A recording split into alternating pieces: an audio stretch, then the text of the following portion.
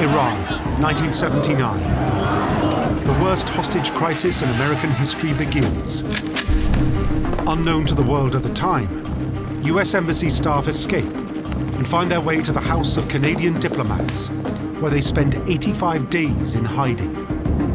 The longer that we were in hiding, the more the potential was that we would be found. When the Central Intelligence Agency learn of the Americans on the run, they assign one of their top escape agents, Tony Mendez, to get them out. He comes up with an extraordinary plan to walk the diplomats out of Iran in broad daylight, posing as a Hollywood film crew. It was a perfect example of truth being stranger than fiction. The CIA now pushes its tradecraft to the limit as they set out to disguise and train 6 ordinary Americans in the art of escape. This is the real-life story of what would later become an Oscar-winning Hollywood sensation. But what isn't in the Hollywood version are the extraordinary details of an operation the CIA kept hidden away in classified files until now. It's the secret story of how the CIA fooled everyone.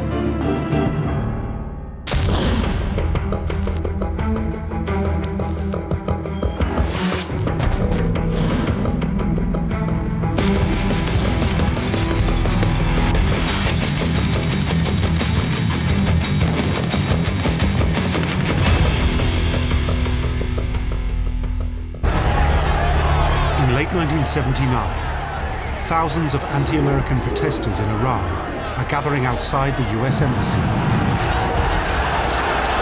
Demonstrations against America are common. Iran is still in the throes of an Islamic revolution, and America is being accused of aiding and abetting the hated exiled dictator, the Shah Reza Pahlavi. This is one of hundreds of protests organized by militant revolutionary students. But this time, it's different. Few of them had makeshift weapons, bike chains or a baseball bat, though some of them did have pistols.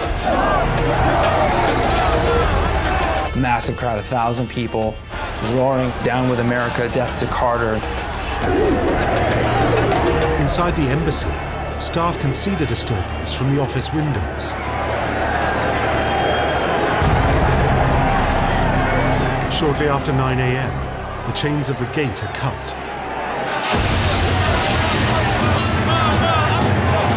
A small breakaway group of student militants heads for the main embassy building, the Chancery.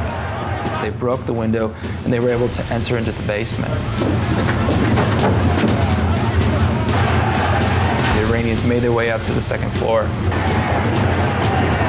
I captured some Americans and said, "Let us in, otherwise, we'll harm these people." Adjacent to the Chancery is another building, the Consulate.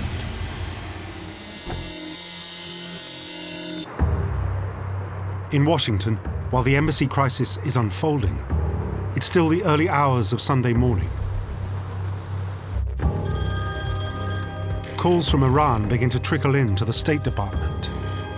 The president is alerted as dawn rises. And so is the Central Intelligence Agency. Upon receiving the information that the embassy had been overrun, the CIA would have immediately been concerned for the safety of its people. By the time America wakes up, the revolutionary students have declared a victory.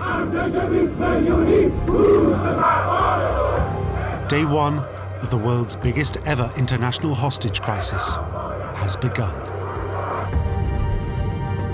They were paraded in front of the cameras, and this was a big victory for the students. They were very surprised that they'd actually been able to pull it off. 66 Americans are now being held hostage at gunpoint.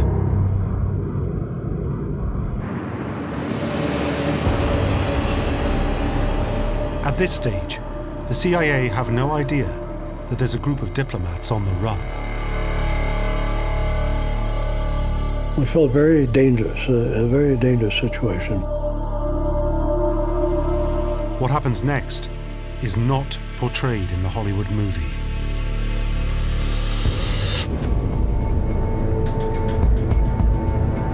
After their first night in hiding, the escapees make a nail-biting series of overnight stays at 5 different locations in Tehran. This includes the British ambassador's residence. This takes place over 6 grueling days. They're literally going from house to house to house. The most terrifying time was either Wednesday or Thursday night. All night long, the local watchman kept blowing a whistle about every 10 or 15 minutes. Our nerves were raw. The 6 days that we spent on our own was the scariest time. The Iranians were rounding people up because the other Americans that we'd been in touch with in the first days, who were still out, were gradually being arrested, seized. Desperate, and with no idea what to do, Bob Anders remembers a friend in the Canadian embassy and gives him a call. His name is John Sheardown. Bob said, well, I'm not alone. There's 5 of us. And John said, bring them all.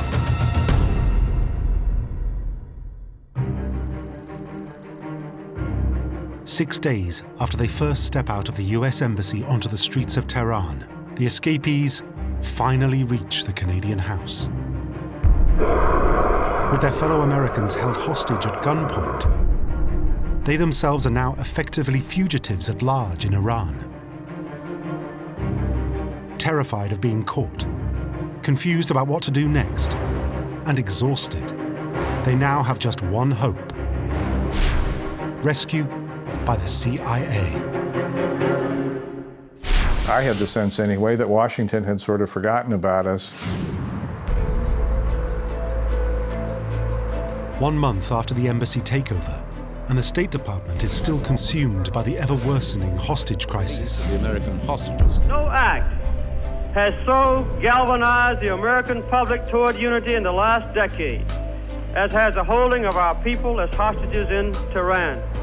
While State Department staff grapple with how to deal with the embassy, they also become aware of the 6 escapees through information sent from Canadian officials in Tehran. The State Department turns to the CIA.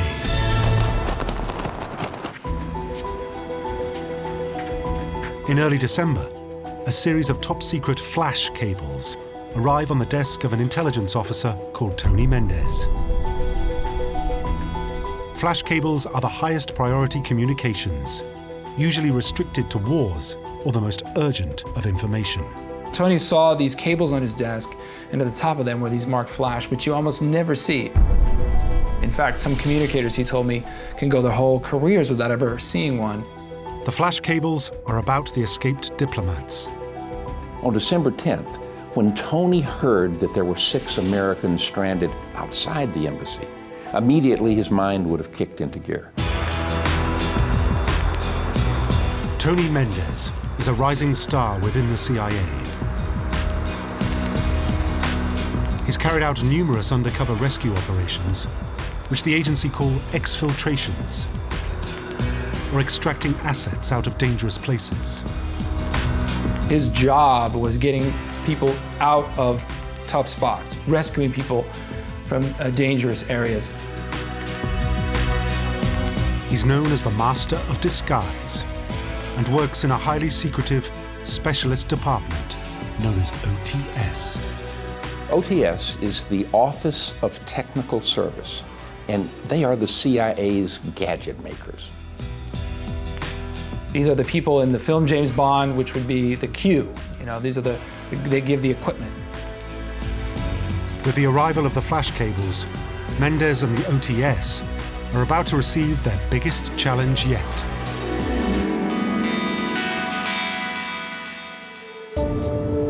Mendes is called to a meeting at the State Department. They discuss what they thought they should do to help rescue these people.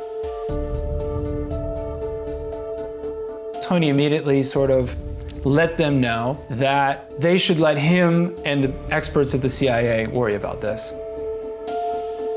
And they did.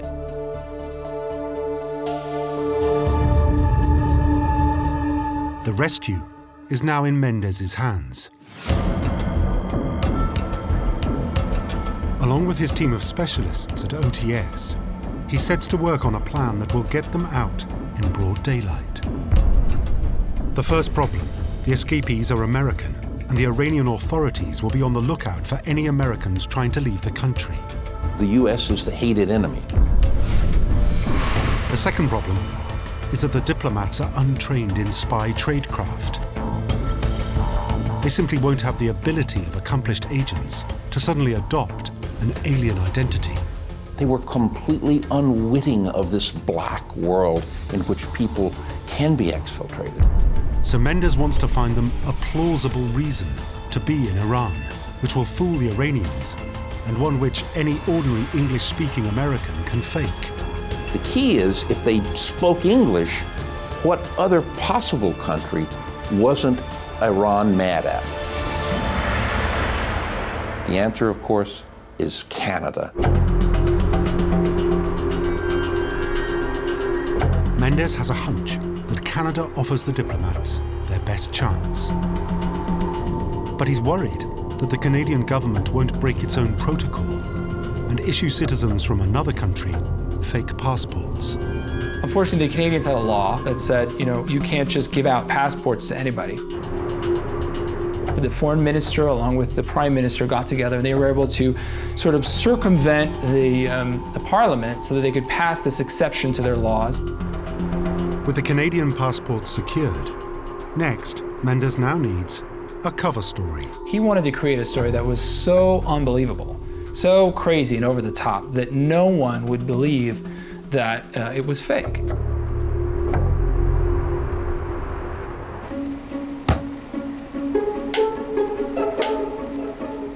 After endless days and nights, searching for the perfect cover story, Mendes hits on an idea. Suppose the diplomats are Canadians who are part of a Hollywood film crew, and their cover story is that they're on a special trip to look at filming locations. Despite the revolution, the cultural sector of the new Iranian government still wants to attract foreign currency, and that includes film investment. The plan is implausible. It's improbable that it would work. It is fraught with problems, and 1,000 things could go wrong. Not the least of the problems is that Mendes knows little about Hollywood film crews. So he calls up an old friend in California, John Chambers, an Oscar-winning makeup artist famous for his effects on Planet of the Apes. So he called his friend, John Chambers, to find out if it would be feasible and what kind of people would go on a location scouting party. And after Chambers ticked off the various jobs that a person would have, Tony realized that it was a perfect solution.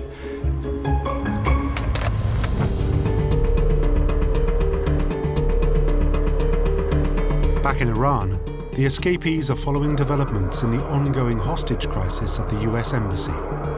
We had an old television, so we did see some footage of the hostages blindfolded and being led around. They're completely helpless at the mercy of this crowd of people around them pushing them out, and that was pretty scary. The diplomats have been joined by one more, Lee Schatz, another American working at the embassy, whose escape had been engineered by the Swedes. The 6 are now known as the house guests. After living with the Canadians for what, by Christmas, is now well over 40 days. The longer that we were in hiding, the more the potential was that we would be found. Day by day, the danger for the house guests is increasing. Odds are that sooner or later the diplomats will be discovered and turned over to the authorities. It's now a race against time.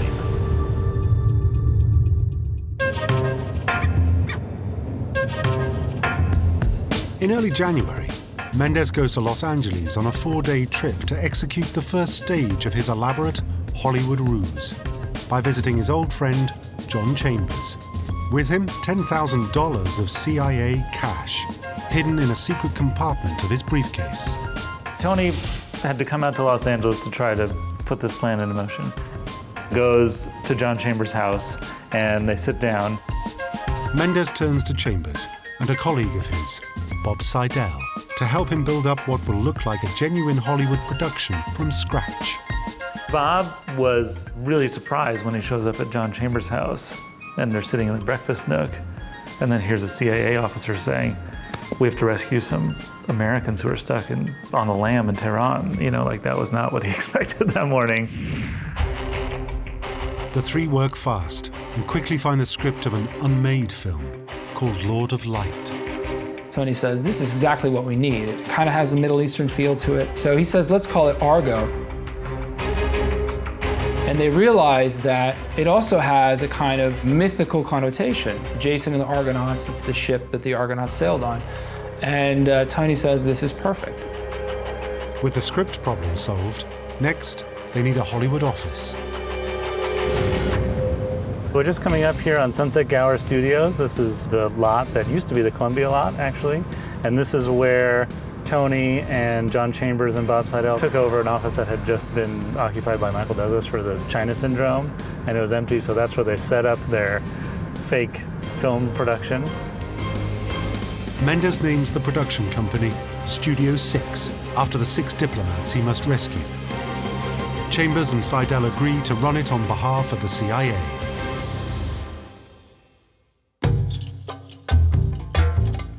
While in California, Mendes also turns his attention to the minutiae of the operation, collecting what the CIA call pocket litter.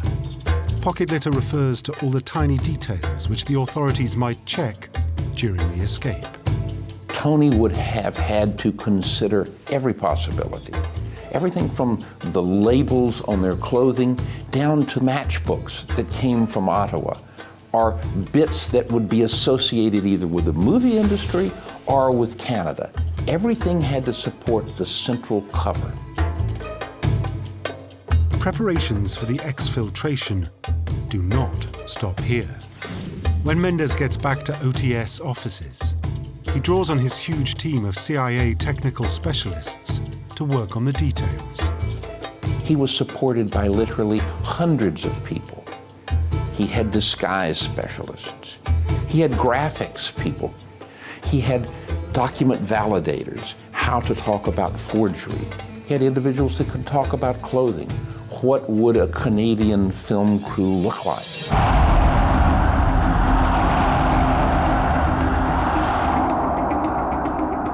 Back in Iran, the house guests have now been in hiding not for days, but months. The endless waiting has begun to unnerve them. And by this stage, any small incident is enough to cause huge alarm. We had one incident where a helicopter flew low, very low, over the house. It scared us. We were tense. Even though we were in a safe place, it didn't take much to trigger this sort of flight response or panic, whatever you want to call it. Fear, paranoia, and frustration. Their combined effect begins to wear down the mental state of the trapped diplomats. Their worries are well-founded. Inside the US Embassy, the hostages are being mistreated, even being subjected to terrifying mock executions.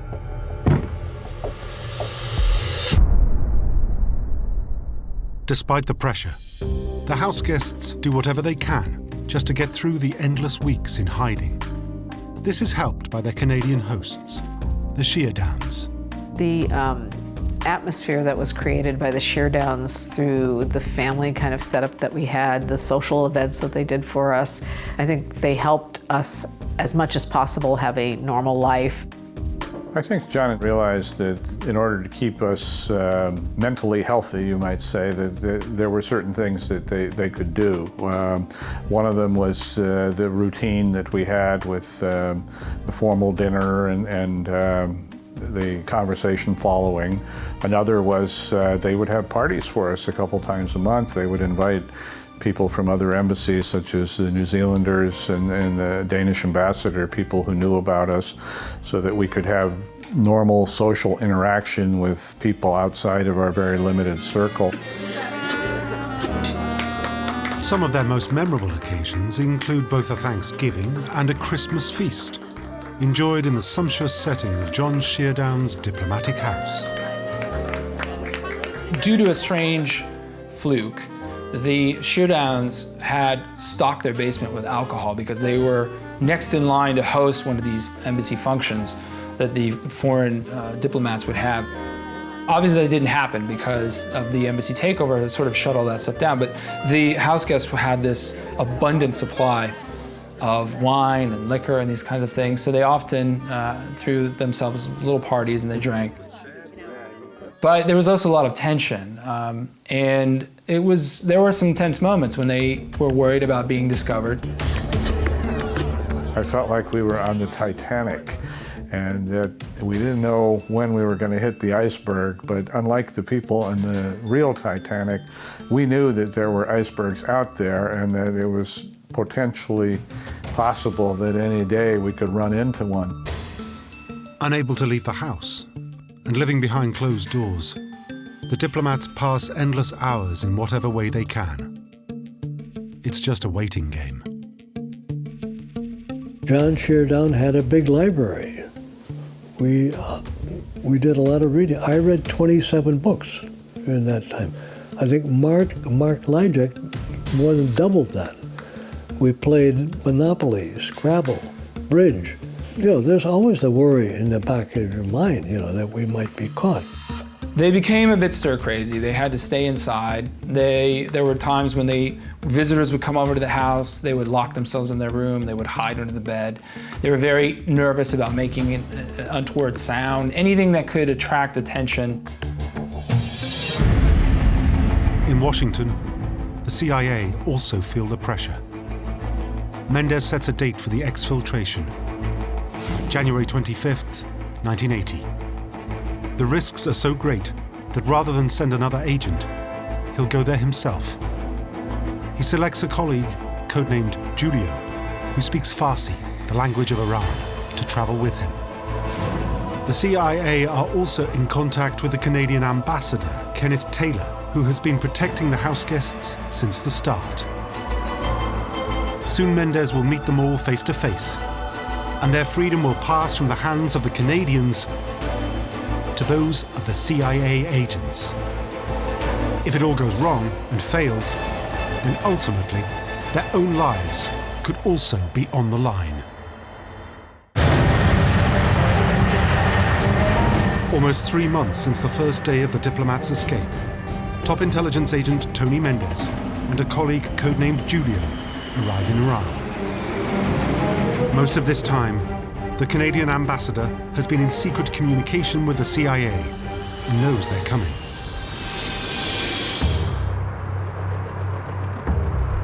When they arrive at the Canadian diplomat's house, the house guests have no idea what to expect. 2 gentlemen in trench coats showed up, which was appropriate, of course. Tony introduced himself as Kevin Harkins. There was another gentleman with him, but he stayed in the background pretty much.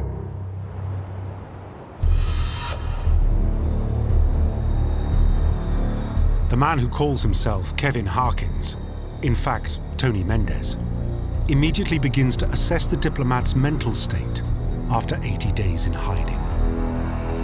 When Tony joined the group, he selectively and very carefully began to analyze each one of them, saying, who is the individual that I least need to worry about? And who do I need to focus on? Mendes is looking out for the weakest link, the person most likely to panic during the escape. The house guests are also making an assessment of their own. Can this man really get them out of here? And how?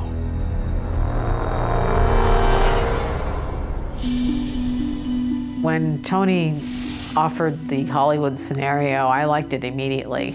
They set up an office in Hollywood, and everyone had their business card. And here's mine right here. The Argo plan impresses most of the house guests. But not all of them are immediately convinced. I got to admit, I was taken aback by it because it's not something I'd been thinking about for the last 3 months. The challenge for Mendes is to open the diplomats' eyes to an entirely new illusionary world of falsity and pretense. They must somehow come to terms with playing Hollywood characters that don't exist, except in the eyes of the Iranians. So Mendes plays a small conjurer's trick on them to get them thinking about the deception they'll have to perform themselves to escape. So he comes in and he performs this little parlor trick that he does with 2 corks. He holds them in his hand, kind of forming 2 Ds, and he magically separates them, making it look as if one cork has passed through the other. And I know it was just a trick, it was just a sleight of hand, but somehow I was kind of amazed by the little hand trick. I thought, well, he can do this, and he's saying he's got all this experience, so I think that we can trust him. I think he said that's the point of it. It's the whole thing is an illusion, trying to put something over somebody. You're playing a role, you're a different person, so you're trying to fool somebody, so it's not real, it's an illusion. These are the very first moments that the master of disguise has with the house guests. Just the beginning of the preparations. He knows the Hollywood plan is a big ask for civilians not used to undercover operations. Even so, Mendez issues them with their aliases, the people they're going to have to pretend to be on the day of the escape. Cora Lyjek is told that she is no longer Mark Lyjek's wife, but the Hollywood scriptwriter, Teresa Harris. Someone had obviously read our files because my birthday was my mother's month and day, and it was my year. So it was things that I already knew. And I actually went to school with a woman named Teresa Harris, who shares my actual real birthday. I don't know if that's a fluke.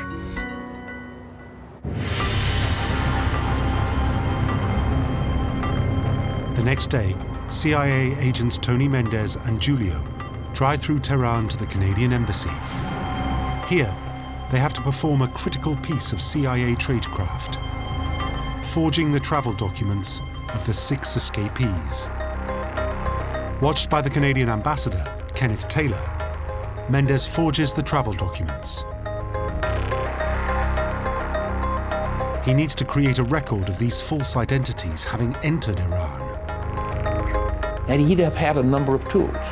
He would have had, of course, a magnifying glass. He would have had a forger's kit. And he would have used what's called the forger's bridge, which is a way to rest his hands on the document that don't smear the ink, but allow him to put in the final details. If they look too perfect, there's something wrong with them. But if they're too haphazard, they may not be believable. To match the ink used by the Iranian authorities, Mendez uses an ink pad supplied by the CIA, but it has dried up and doesn't work. Now, here is where the artistic side of Tony comes in. He walks over to Ken Taylor's liquor cabinet. He selects a scotch with a high octane quality. He pours some scotch onto the pad. And sure enough, they come out perfectly.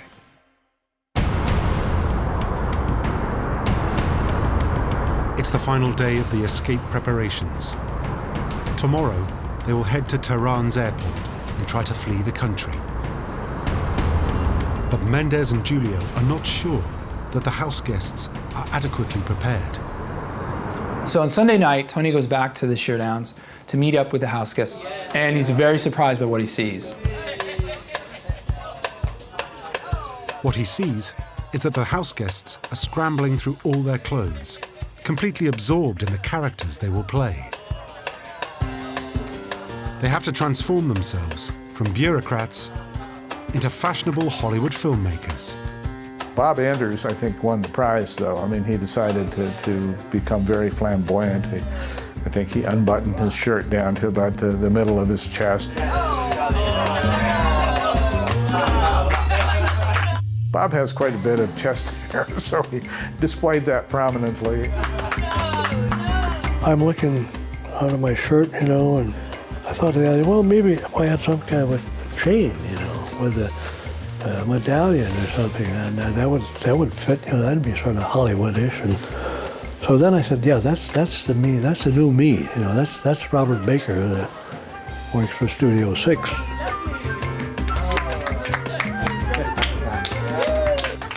The house guests begin to enjoy playing their flamboyant Hollywood characters. But Mendes is still concerned that they haven't yet taken on board the full gravity of the escape.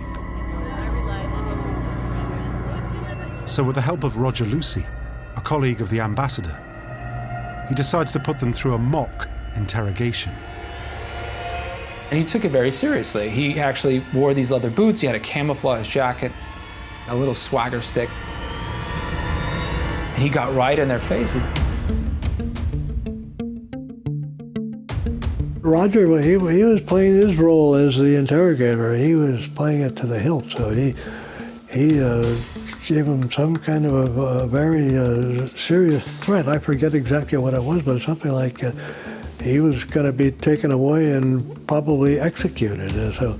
And this gave us all a little start. You know, said, well, yeah, we have to take this thing seriously, you know, and it's not just a game that we're playing. I think the point was to make sure that we had those answers down so fast that we could spit them out and not give us time to think, to remember. They had to be right there. We had to be able to recall them immediately. And it was effective, I think.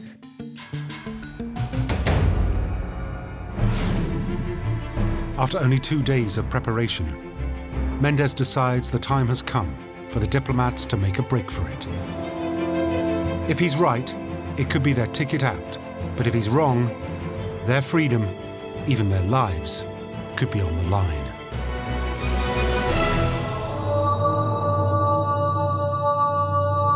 The day of reckoning has arrived. Once the group enters the airport, there will be no turning back. This was the moment of truth. He knew that this was life or death.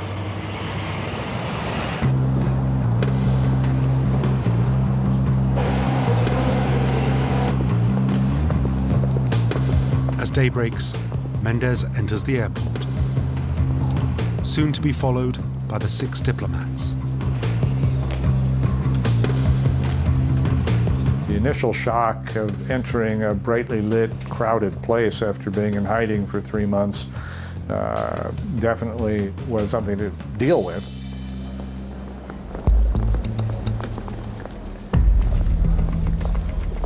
After checking in their bags, they face their first big test, getting through passport control.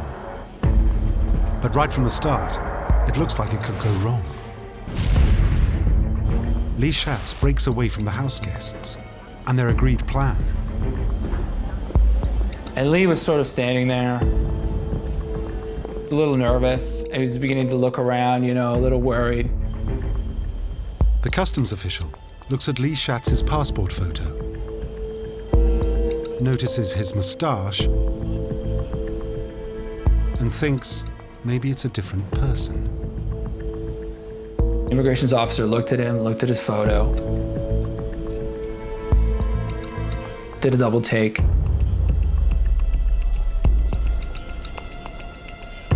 And then took his passport and left and went into a back room.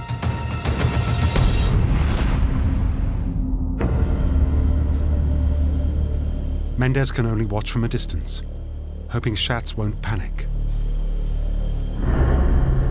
Tony's greatest fear was that they would panic, they would break cover, they would confess, refuse to go through the screening process, and literally be frozen by fear.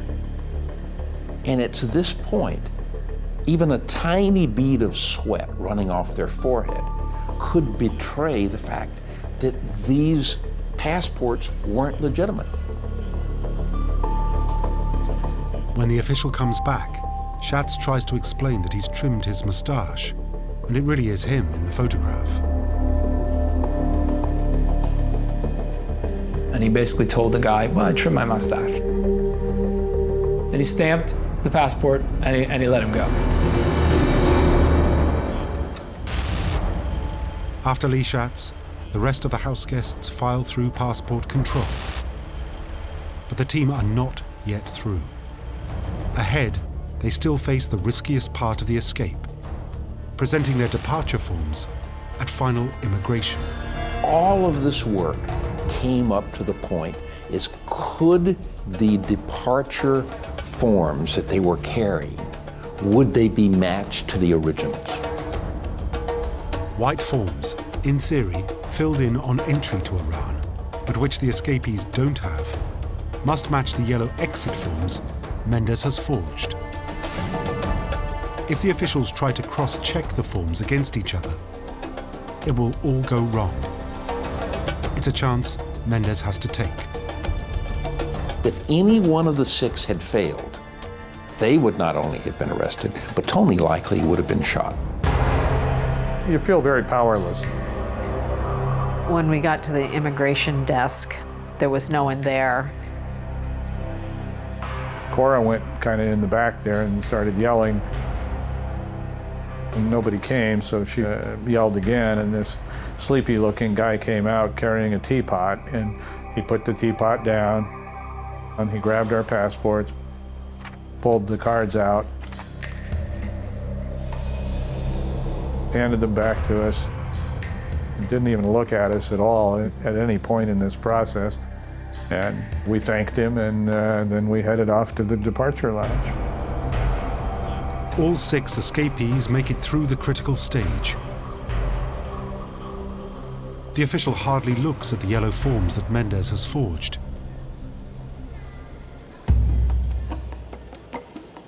The house guests now assemble in the departure lounge, waiting for their flight call. Then, bad news. We are sorry to inform you that Swiss Air Flight 363 will be delayed due to mechanical problems. Something always happens unexpected. And in this instance, it does. The flight is delayed. The delay means that their chances of being found out are now increasing.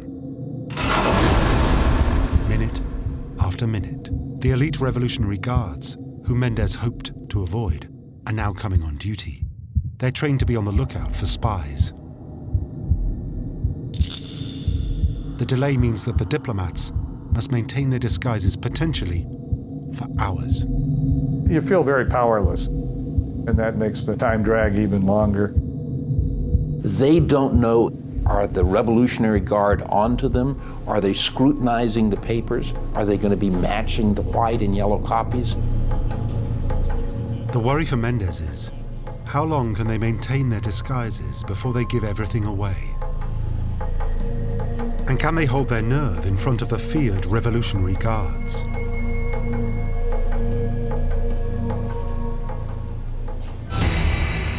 The longer we were there, the greater the chance of somebody recognizing any one of us.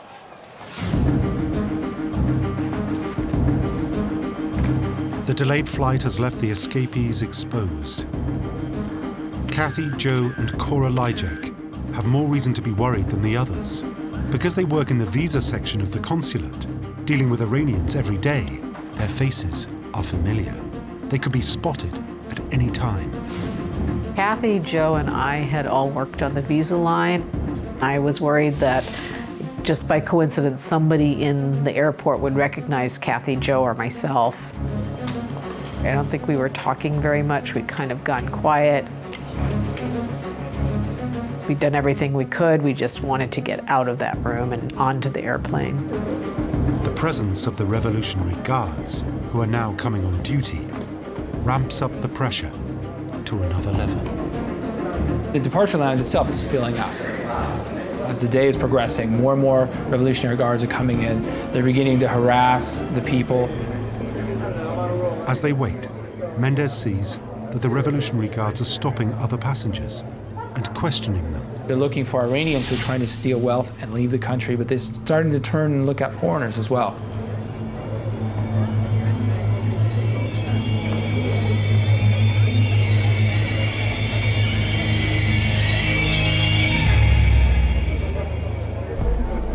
After years of carrying out undercover exfiltrations, Mendes knows that it's in these unexpected moments that the escapees are most likely to panic. They have already begun to make their first mistakes. For Mendes, this is nerve-wracking. One of the people in the group really didn't want to leave. He felt we were abandoning the hostages. He never really got into the story and the role. And in fact, when we went to the waiting room, he called me by my real name, Cora. Mark and I moved away from that person and decided to kind of keep a distance from them. Another mistake is when a nervous house guest picks up an Iranian newspaper written in the local language of Farsi. It will be highly unlikely for a Hollywood filmmaker to be doing this. Exactly the kind of giveaway a trained Revolutionary Guard would be looking for. Tony went over to him and said, put the paper down. You should probably not be a Farsi speaker or be able to read it. And he did. He put it down. Mendes cannot afford a third mistake. Just one glance by a Revolutionary Guard at the wrong moment, and they all go down. During the delay, Tony could do essentially one thing to assuage the fears of the six, and that's be calm. Those last 30 minutes in the waiting area seemed to drag on forever. Every minute passing very, very slowly. When they glanced over at him, they couldn't see panic, they couldn't see fear, only the normal countenance, the rock, the steadiness. If you could take your blood pressure at each different point along the line, it'd probably be pretty high. This was kind of a draining experience going through the airport, and I just wanted to be on the aircraft at that stage. That was it. Finally, at around 8:30 a.m., there's a second announcement. Passengers for Swiss Air Flight 363 for Zurich, please approach the boarding gate. Finally, they hear the announcement. Swiss Air Flight is boarding. We really felt good to actually getting on the bus, going out to the plane. That was beginning to feel that, well, maybe it's really going to work, it's really going to happen. As they leave, there is no dramatic police chase along the runway. Flight 363 takes off without further incident.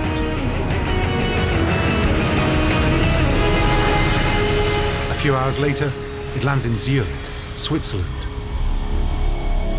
I wanted to say thank you and goodbye to Tony, but when I turned around, he was gone.